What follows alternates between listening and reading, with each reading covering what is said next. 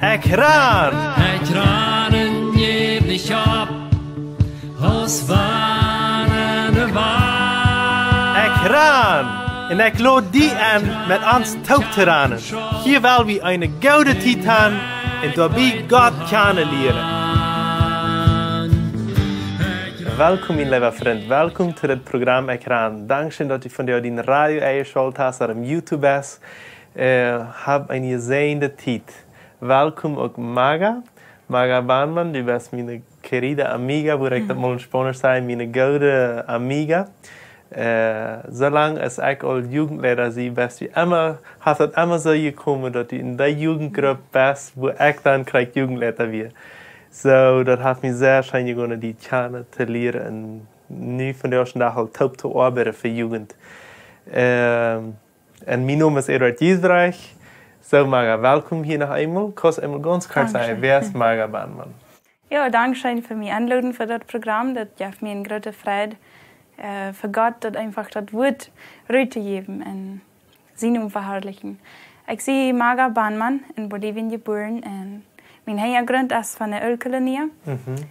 Ich sehe, du hier warst, bei 8 Jahren, dann tragen meine Eltern hier nach Villanova. Und ja, das ist eigentlich weg, so. Sie. So, du bist Maga Bahnmann und du hast eine sehr interessante Geschichte, was Gott mit dir geschrieben hat. Und dat is de geschichte wat we van jou hier willen. En ik freue mich und ich zie me zeker duizenden worden gezien worden dadurch.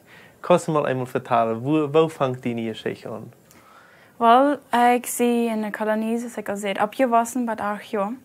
Meine Familie war sehr arm, wir hatten sehr wenig zu essen, sehr wenig Kleider, nicht ein schmackiges Haus. Ganz einfach. Und mein Vater hat einen Accident gehabt. Und seine Schule hat und so, du willst schaffen nicht. Und meine Mom, die schafft alles, was sie können, dass sie die Familie in ein Leben zu holen und so. So, wie sehr wenig mit meinen Eltern habe, ich wie wenig mit meinen Brüdern, mit meiner Schwester, so, als ich 7 Jahre war, dann trage ich von Haus. Und was für meine Familie passieren hat, was sehr viel weitergebracht hat, ist, dass ich wie sexuell missbraucht von meinem Vater und von 2 von meinen Brüdern. Und für mich ich dachte immer so, dass wie normal, wenn es passiert, so Erfahrung und das immer was, wenn es so wie das ich denken kann. Und nu Luther, als ich hier will ja neu getragen werden mit meiner Familie taub, dann wurde ich noch eine Freundin in ihr Haus und irgendwie waren die dort an. Dort irgendwas ging nicht reich in meiner Familie, irgendwas war nicht ganz okay. Und dann fragen sie mich, als ich zurück nach Haus will. Und ich sage, no, ich will nicht zurück nach Haus, ich will so weit weg von meiner Familie, als ich arbeiten kann. Wenn es so viel weiter und ich lebe immer an Angst. So von klein an, ich hatte immer Angst vor alles und vor alle Menschen, besonders von den Männern. Ich liebe nicht Männer. Und als ich 7 Jahre alt war, dann lernte ich Jesus kennen. Und das wir dadurch, was Missionaren, was einmal an Starb kommen, und die brauchen uns einmal Geschenke oder biblische Geschichten vertellen uns. Und ab der war ich, kann ich dann Jesus annehmen. Und ich freue mich sehr für dort. Wenn von dann an habe ich nicht mal so eine große Angst gehabt. Und ich freue mich da, ich will da vertellen und so. Und nachher, als ich dann 10 Jahre war, krieg dann ich bin bei dieser Amiga, bei dieser Freundin. Und dann fragte die Mami, diese Tante, als mein Dad mich sexuell missbraucht hat, mir fällt es sehr schwer zu sagen. Ich hatte sehr Angst mit meinem Paar. Der hat den Pferden gesagt, dass wenn ich das wieder sein dann würde er mich dort merken oder würde er meine Mann dort merken. Und mir war sehr Angst dafür so. Dat wie mir sehr schwer, weil ich vertelle dort alles, was passieren wird. Ich vertelle den Angst, wo ich beim Leben wird. Und dann habe ich das an einen Satz gebracht. Und du mit dir schaff. Dann trage ich noch eine andere Familie. Und wenn ich bei der anderen Familie war, passiert was sehr wunderbares, was sehr schönes, das letzte Geschenk. Und das wir ich geschlossen mit einer Tante. Und so lehrt mich, weil ich kann meinen Vater vergeben, weil ich kann meine Brüder vergeben. Dat heeft mij zo bij 10 Monate gedauert, wo ich in dem Prozess, so wie in dem Prozess, einfach Gott zu verbeten und Gott sagen, wo der Weide auch wir, und das Rüd sagen, ab blödeste Stimme, Rüd sagen, ich vergebe die Paar, ich vergebe die Brüder, oder dort einfach ganz loslassen in Frieden von den Angst wollen oder so. So, dann haben die diese Klassen geholfen und die hat was nicht, muss evakuieren in Grotenburg, wo die alles passiert, wie so viel weiter, da wie die Donen. Und wo ging das dann wieder? Wo wird dein Leben dann wieder? Und von dann an, als ich dort endlich mal evakuiert, das geht so lang. Ich hatte keine Gemeinschaft mit meiner Familie. Ich hatte ihre Stamm, die würde sein, ich hatte alles vergeben. So wie so habe ich nicht so viel kennengelernt. Ich bin nicht viel mit den Tauben. Ich will alle mit meinen kleineren Brüdern Tauben. Wir spielen einmal Bühnen oder in Feuerwehren oder irgendwas. Ein Haus wie wir meistens haben, wir haben nicht ein schmackes Haus. So. Wir wollen einmal beten. Und habe ich den nicht kennengelernt. So, ich hatte keine Gemeinschaft nicht mit denen. Ich war so verbettet und ich hatte ein Haus über meinen Paaren. Nur dort, als ich den vergeben habe, war der Läufe von Gott, so arm gekriegt habe.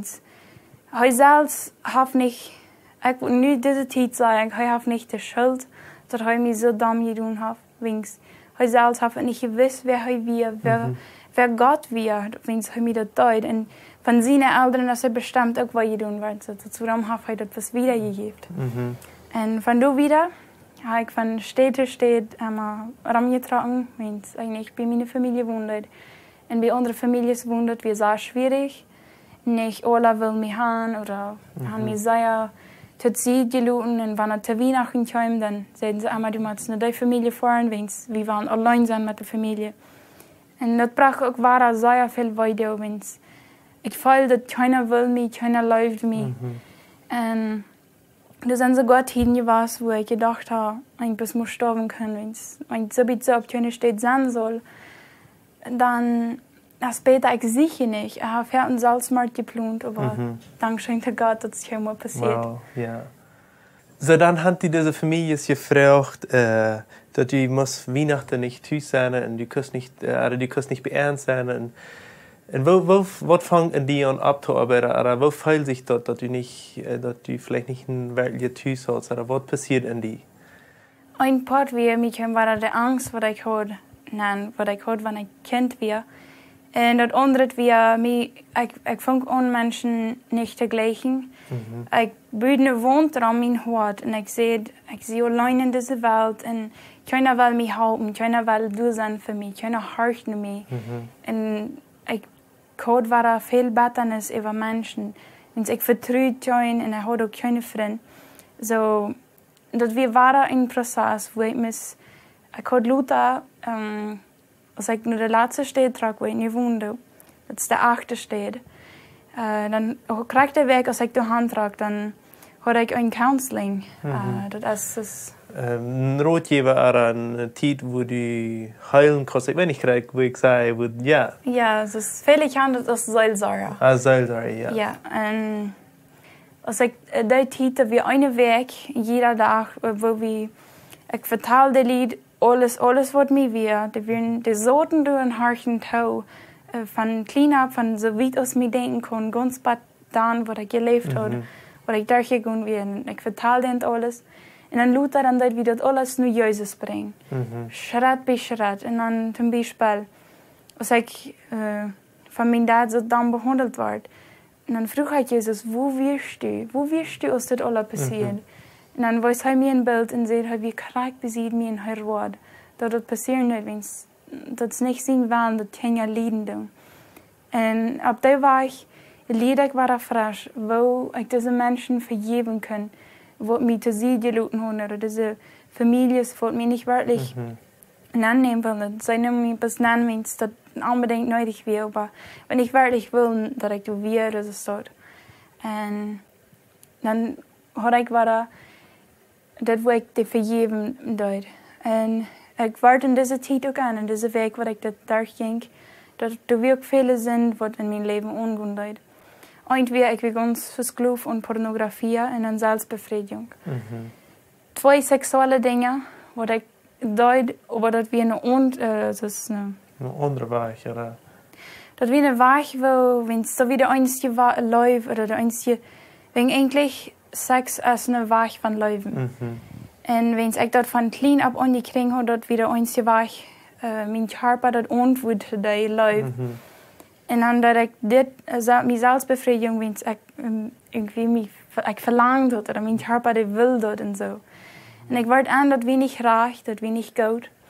En had zeer veel jaren met die kamp van vrij te worden. Ik weet immer zo, ik had nu alle mensen vergeven wat mij hebben willen doen. Ik had alle de vergeving gegeven en vrij gelaten. En nu weer dat aber dit probleem oder zo moet zijn, dat ik mezelf dat niet vergeven, dat immer war dat falsch, immer war dat dan.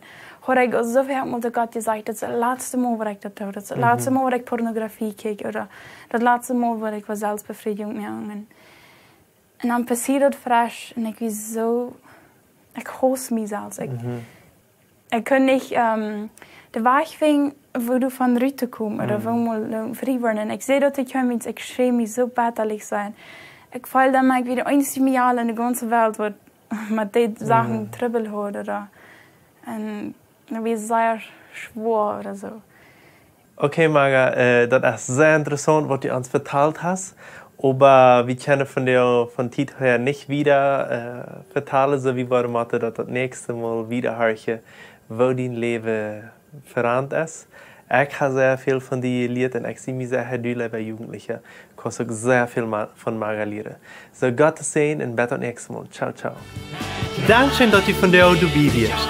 Wenn du Fragen hast, was mitteilen willst oder ein Zeugnis geben willst, dann schreib uns im WhatsApp noch Meierteken 591 77 88 4479 oder schreib uns im Facebook oder ein E-Mail nur ekran@gmail.com.